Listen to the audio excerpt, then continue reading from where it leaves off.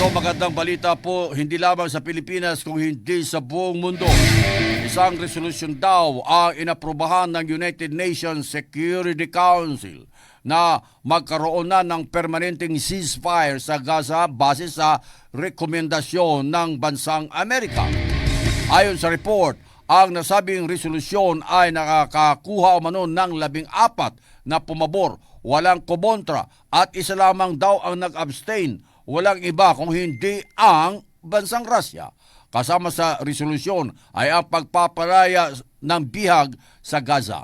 Magugunita na ang nasabing proposal ni US President Joe Biden ay una nang sinangayunan ng Israel kung saan nanawagan din sila na dapat tangkapin na rin umano ng Hamas ito.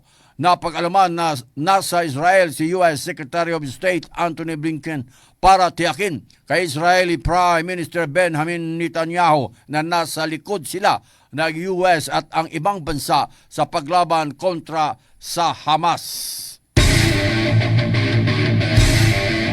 Samantala sa kaugnay na balita, nasa Israel daw si US Secretary of State Antony Blinken para sabihin kay Israeli Prime Minister Benjamin Netanyahu na nasa likod nila umano ang US at iba pang mga bansa sa nasabing bagong peace proposal sa pagpapalaya sa mga bihag.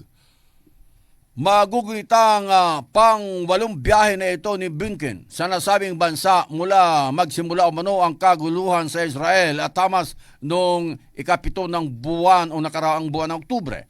Ayon kay Blinken, napapayag na niya umano si Netanyahu, subalit may ilang mga komento sa nasabing usapin.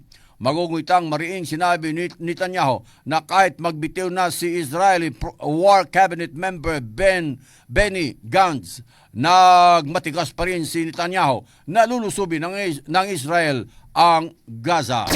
MH, balita ng bansa.